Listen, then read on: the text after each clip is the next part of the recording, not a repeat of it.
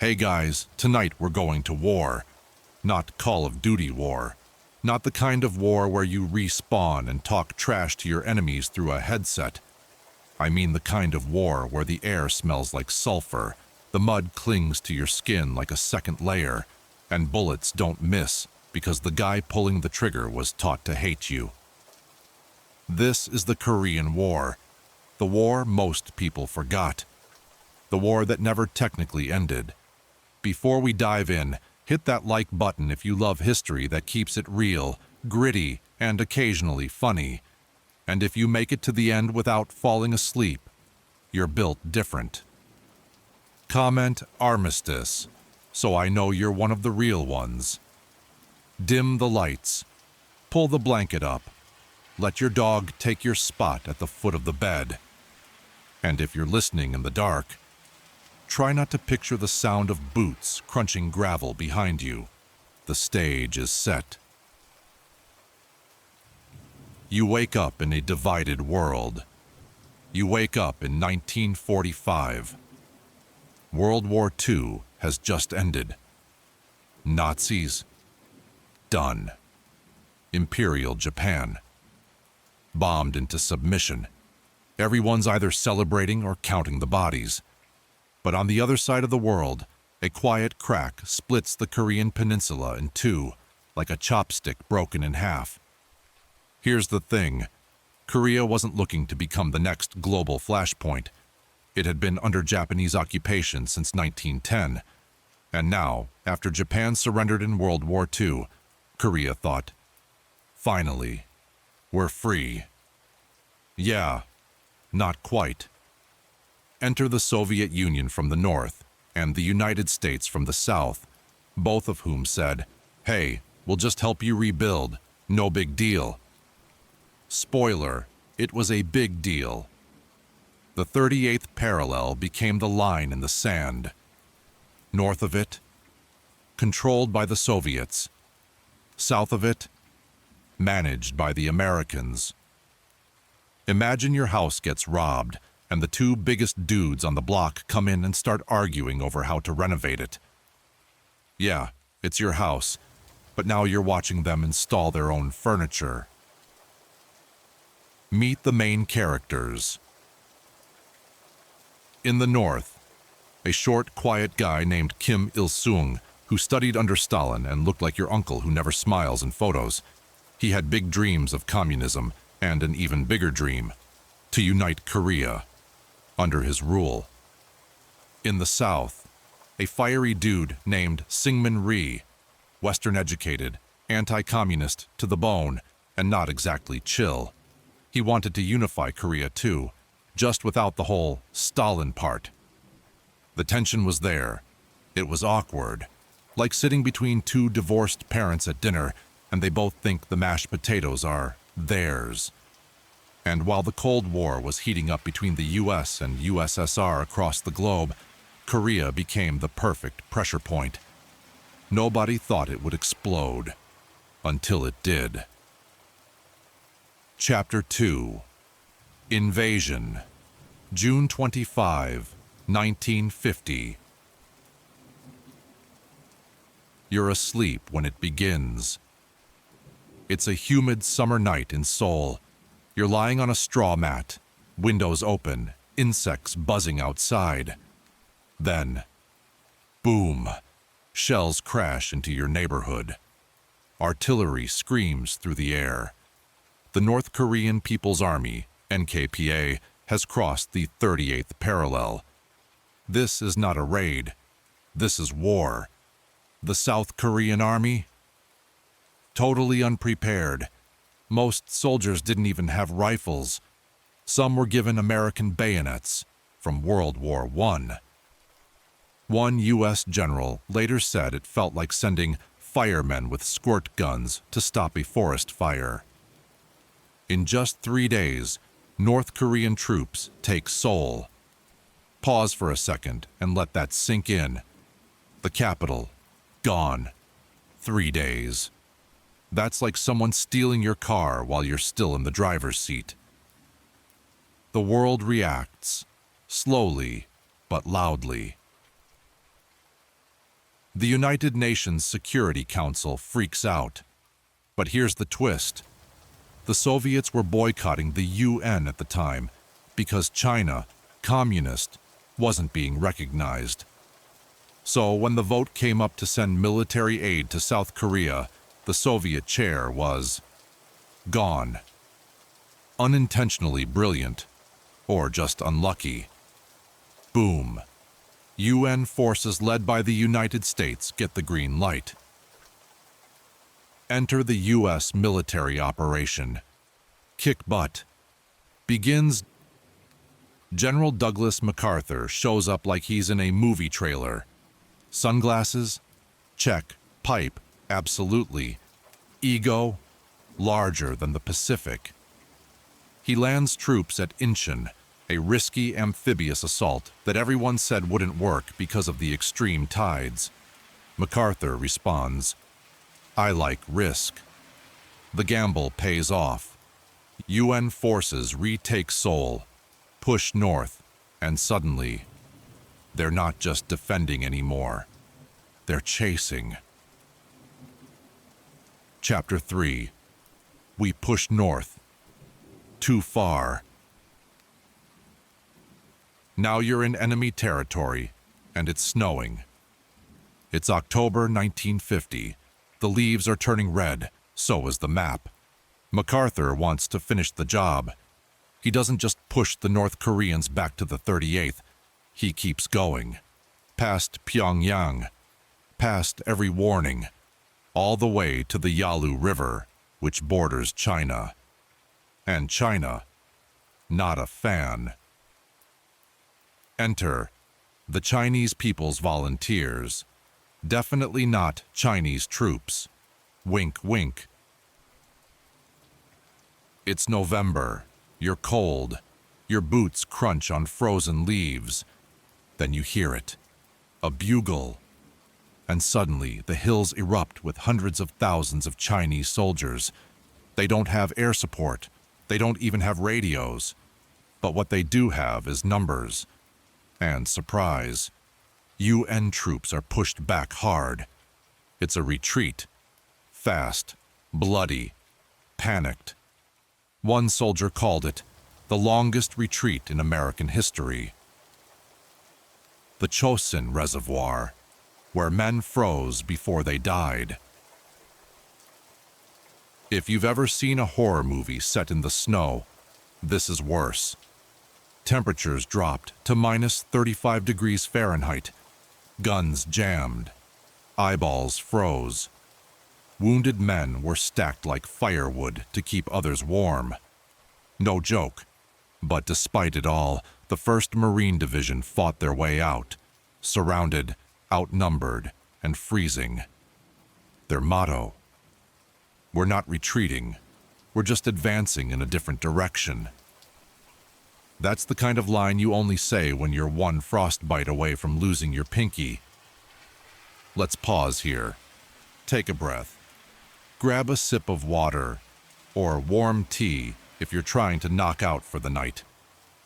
If you're still awake, comment "Frozen Valor" below, so I know you made it through the Chosin Reservoir. And don't worry, things kind of calm down next. Part 2. Stalemate, Propaganda, and Ceasefire Mind Games.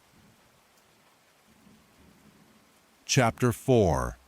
Stalemate, when war becomes a grind. You wake up in a trench that hasn't moved in weeks. It's early 1951. The snow is gone, but the mud has taken its place, and it's everywhere. In your boots, in your rice, in your soul. After China's brutal pushback and the UN's counter-attack, the front lines finally stabilized near the 38th parallel.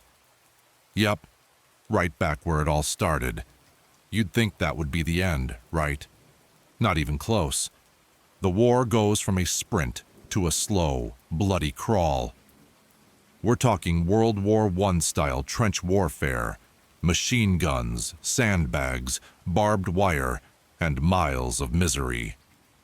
Except now there's jet fighters and napalm thrown into the mix. So you wake up every morning to shelling. You write letters you may never send.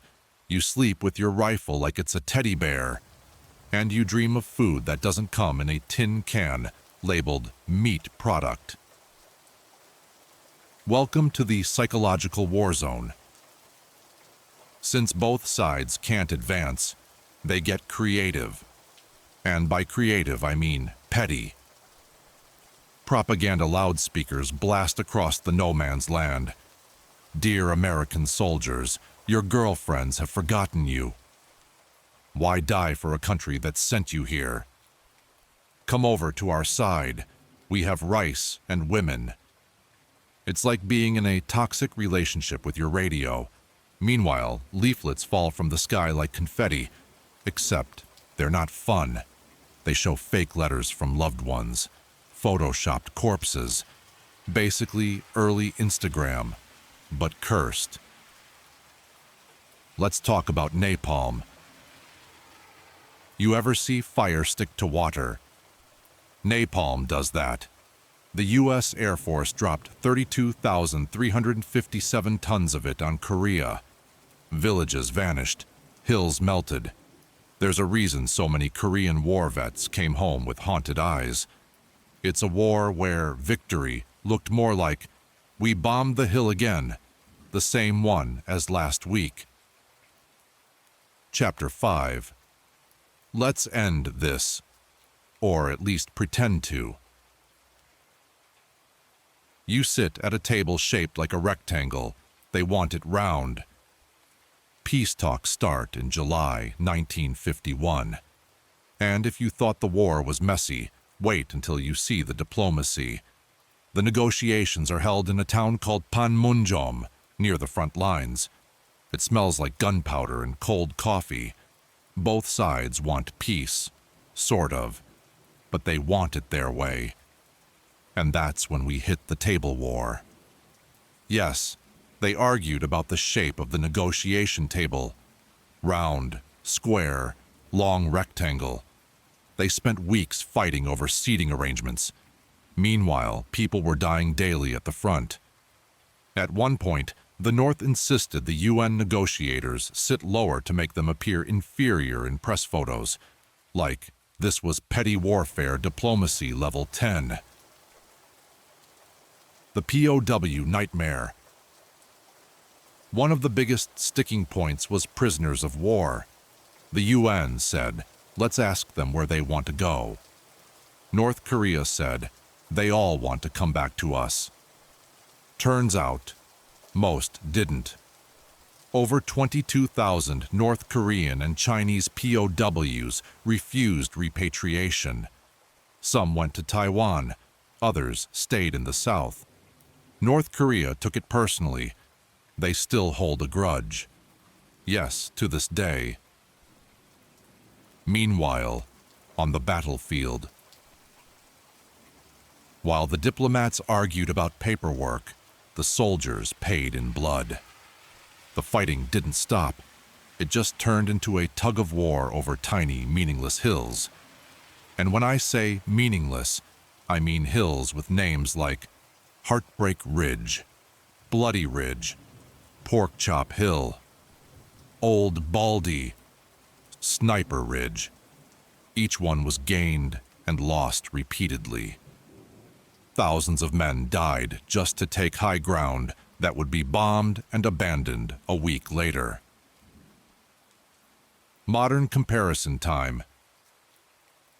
Imagine you're stuck in traffic on Interstate 85. You finally get around the accident, and then 10 minutes later, someone rear-ends you, and you're back where you started. Now add landmines, dysentery, and a complete lack of air conditioning. That's the Korean War, 1951 to 1953. Chapter 6. Armistice, sort of the end. You sign a paper, but you're still pointing guns. It's July 27th, 1953. After 2 years of negotiations, They signed the Korean Armistice Agreement.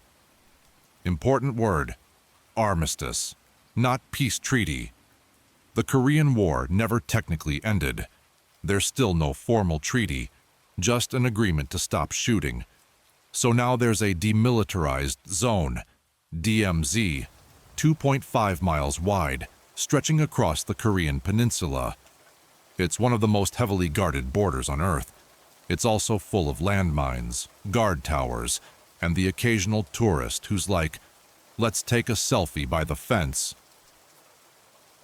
The final toll.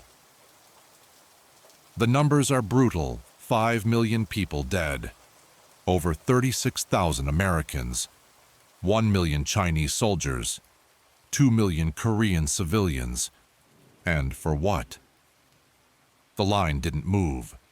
The governments stayed the same. But the damage was permanent. Korea and now. South Korea went from rubble to global powerhouse, home of Samsung, K-pop, and some of the best skincare routines known to man. North Korea, a cult-run prison state with missiles and a bowl cut. Same peninsula, two wildly different fates. To be continued. Technically, yeah, because every once in a while, North Korea fires a missile, or South Korea plays propaganda music through loudspeakers. The war may be over on paper, but in spirit, it's just napping. Reflective ending. What did it all mean? So here you are, 2.5 hours later, still listening. Or maybe you're already asleep and your dreams are filled with barbed wire, rice bowls, and Douglas MacArthur's sunglasses. Either way, remember this. The Korean War wasn't glamorous, it wasn't victorious, but it mattered. It shaped the world we live in, from Cold War boundaries to the global tech we hold in our hands today. So next time someone says, wait, what was the Korean War again? Tell them it was the war that never ended, the war we forgot to remember, and the war that still shapes the silence between two nations and the noise in between. If you're still awake, drop a DMZ Dreams in the comments. Part 3. The Human Cost. Chapter 7. Life as a Soldier. The Americans. You signed up thinking it'd be over by Christmas. You're 19, fresh out of high school, maybe from Alabama, maybe from Brooklyn. You've never left your hometown. Now you're freezing in a foxhole halfway around the world, trying not to die. Most American soldiers in Korea weren't combat-hardened World War II vets. They were green, young, sometimes barely trained. And Korea. It wasn't the war they'd been sold. No glory, no parades, just hills with no names, mud that swallows boots whole, and enemies that scream out of the trees at night. The daily grind. You wake up cold. You eat a can of beans with a dented spoon. You clean your rifle for the 100th time. You watch the ridge in case someone pops up to kill you. There's no TikTok, no FaceTime, just letters that take weeks if they arrive at all. You carry 60 pounds on your back. You haven't showered in 12 days. And you pray the guy next to you doesn't step on a landmine. Mental health in the trenches. There was no PTSD diagnosis back then. You were just expected to man up. But soldiers broke. Some couldn't speak after battles. Others woke up screaming, fists clenched, clawing at dirt. A general once said, "The Korean War didn't break men. It buried their pieces."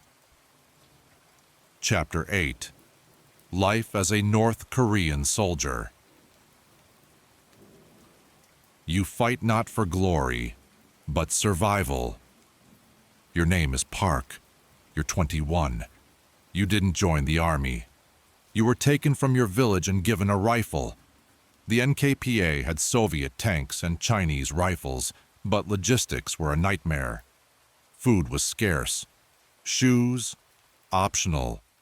Ammo, share it when you can. But you were taught one thing. The South is a puppet. The Americans are devils.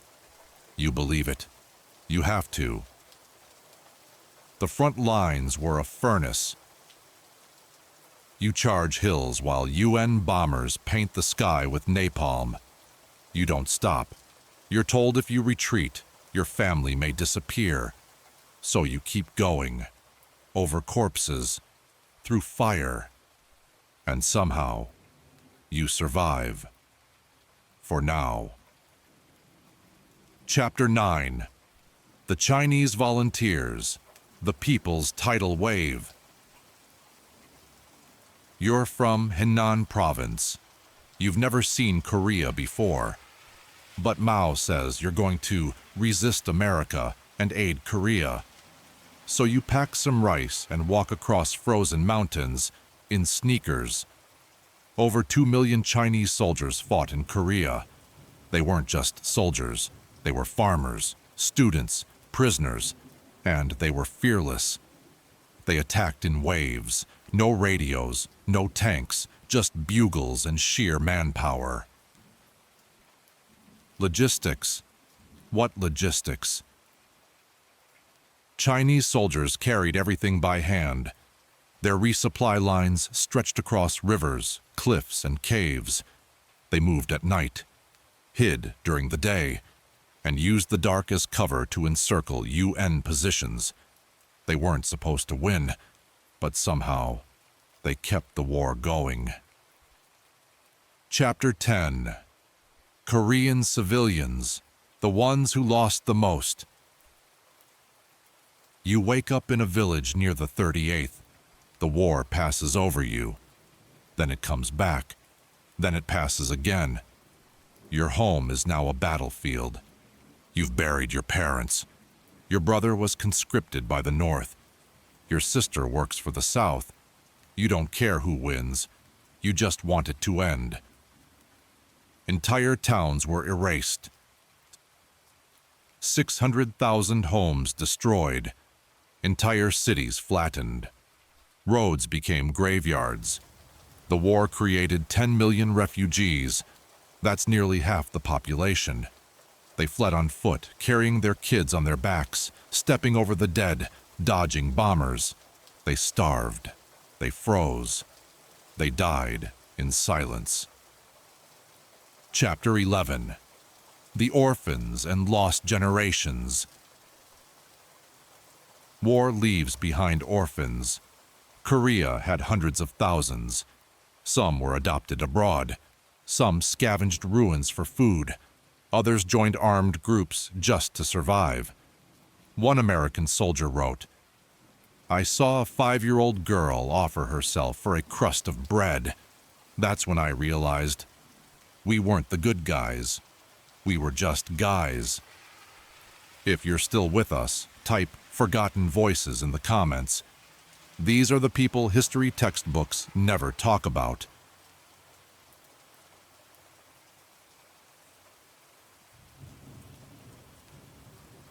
Part 4.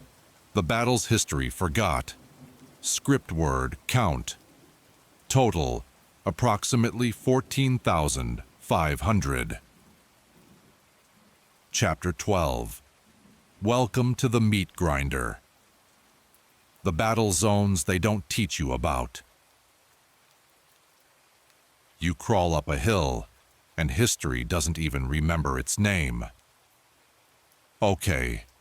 So you've survived Chosin. You've dodged napalm. You've eaten more canned ham than anyone should legally be allowed to. But now you're in 1952, and the war has entered what military historians politely call the stalemate phase. What they really mean is pointless, bloody, repetitive. The front barely moves. But the battles? They get uglier, louder, and more personal. So buckle in.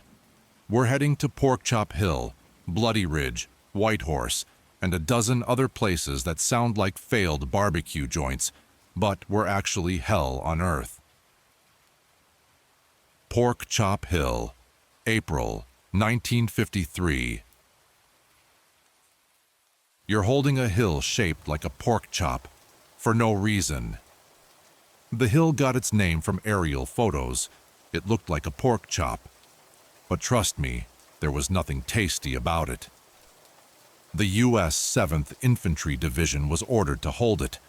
The Chinese were ordered to take it, and nobody could explain why it mattered. The result?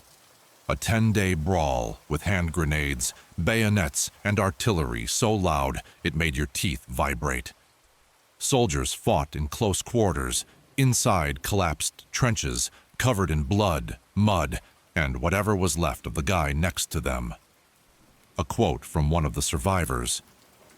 "It wasn't war. It was survival. We weren't trying to win, just not disappear." In the end, the hill was taken, then lost, then taken again. Peace talks were happening simultaneously just a few miles away. Let that irony sink in. Bloody Ridge, August 1951. It's not called mildly uncomfortable ridge now, is it? This ridge spanned about 7 miles. On maps, it looked like just another stretch of high ground. But holding the high ground in Korea, that's everything. Over the course of 12 straight days, U.S. and South Korean forces attacked entrenched North Korean and Chinese units. They called in airstrikes. They shelled it non-stop. But the enemy had dug in. Spider holes, bunkers, sniper nests. The ground was soaked in rain and blood. By the end, over 15,000 men lay dead or wounded for one ridge. That was abandoned weeks later. White Horse Hill, October 1952. You're charging uphill again, because what else would you be doing? This was a South Korean victory, and one of the most brutal battles they ever fought. The Chinese wanted to capture it before a ceasefire. The South Koreans were told, "Hold the hill or die on it." They held it, but barely. Battle facts: 24,000 artillery shells per day, 3 assaults per hour. Smoke so thick you couldn't see your hands. Bodies disappeared into the mud mid-fight. One soldier said it was like fighting inside a thunderstorm made of knives. Hill 355, Little Gibraltar. Canadian troops called this hill home. They nicknamed it Little Gibraltar, not because it was glorious, but because it was always under attack. In one night alone, over 300 Chinese troops swarmed it. The Canadians responded with hand-to-hand combat in the dark, flashlights strapped to bayonets, trench knives, brutality in its rawest form. The hill never fell, but neither did the nightmares. Chapter 13. The War in the Sky. Jet-age dogfights and bombs that erupted cities. You hear a whistle, then you hear nothing. While grunts bled on hills, the U.S. Air Force ran a high-stakes game above the clouds. It was the first war to feature jet vs. jet combat. Enter F-86 Sabre, America. MiG-15, Soviet-made, flown by North Koreans and sometimes Russians in disguise. These weren't just planes, they were silver sharks, slicing through the sky at 600+ miles per hour. They dueled over MiG Alley, a stretch of airspace in northwestern Korea. Pilots had seconds to react. One blink, and you became a metal fireball. Strategic bombing, the cities that burned. Then there was the bombing campaign. The U.S. dropped 635,000 tons of bombs, over 30,000 tons of napalm, more than they dropped in the Pacific theater of World War II. Cities like Pyongyang, Wonsan, and Hamhung were erased. General Curtis LeMay famously said, "We burned down every town in North Korea." Some reports estimate 20% of the population died from air raids alone. Yeah, let that one marinate. Chapter 14. Digging in, why they fought for dirt. By now you might be wondering, why all the hill battles? Why all the back and forth? Couldn't they just not? Short answer: optics. Both sides were engaged in peace talks, so battlefield victories weren't about strategy, they were about leverage. Hold more hills, you have the upper hand at the table. Lose one, you lose face.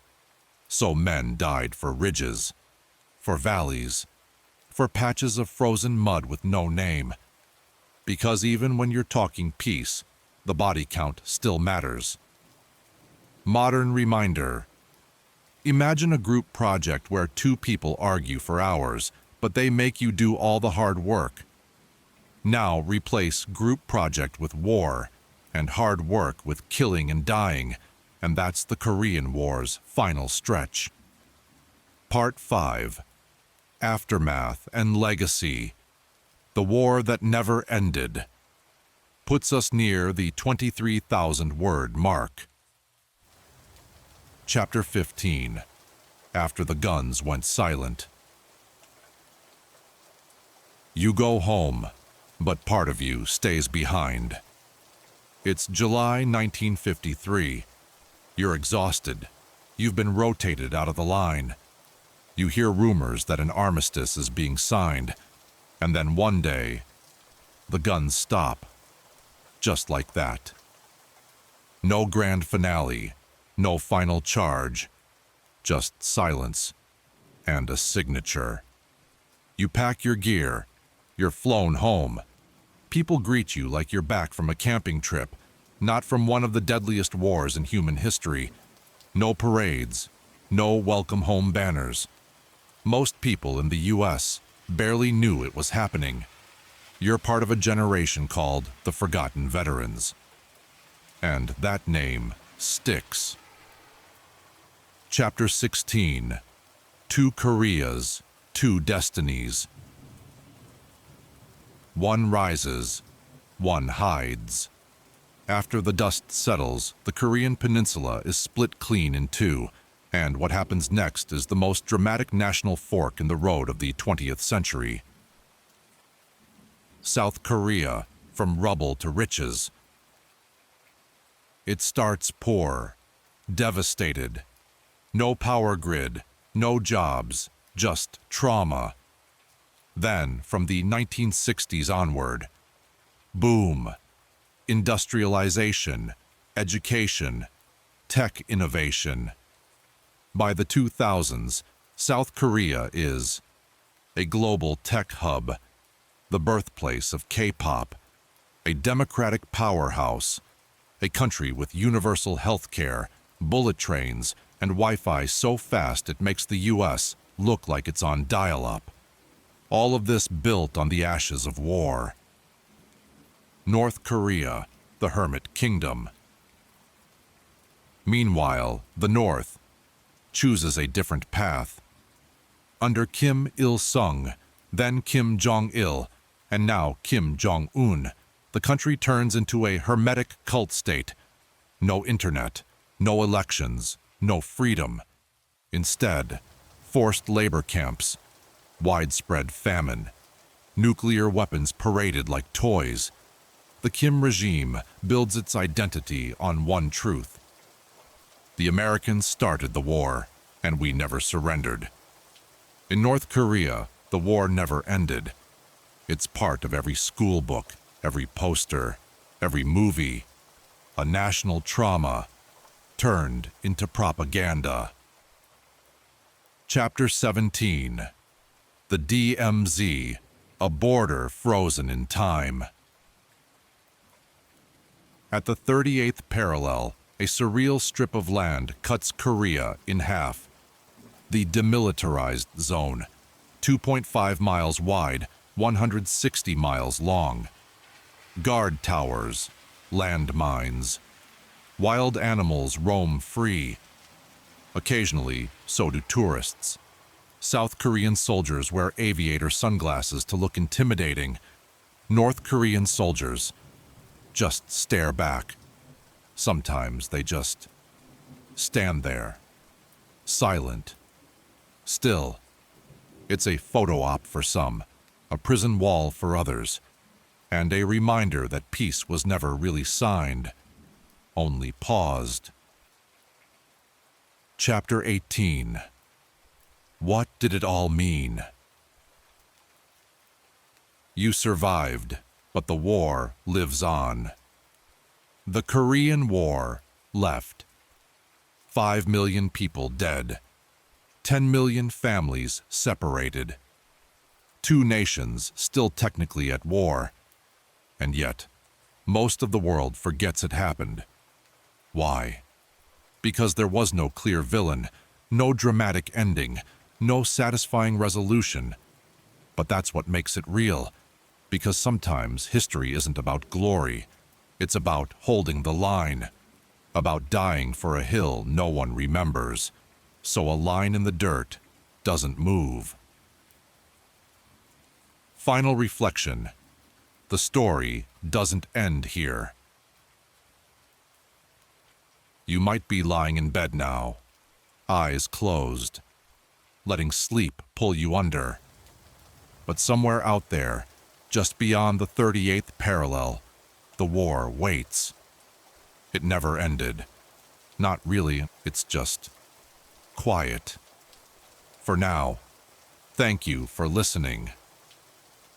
If you made it this far, whether you're still awake or fast asleep, thank you for traveling with us through one of the most overlooked wars in modern history. Drop a comment below that says, "Still holding the line," if you made it to the end.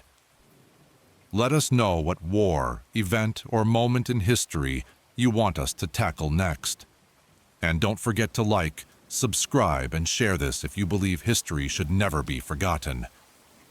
Until next time, sleep easy, and remember, peace is not the default. It's a decision. Good night, soldier.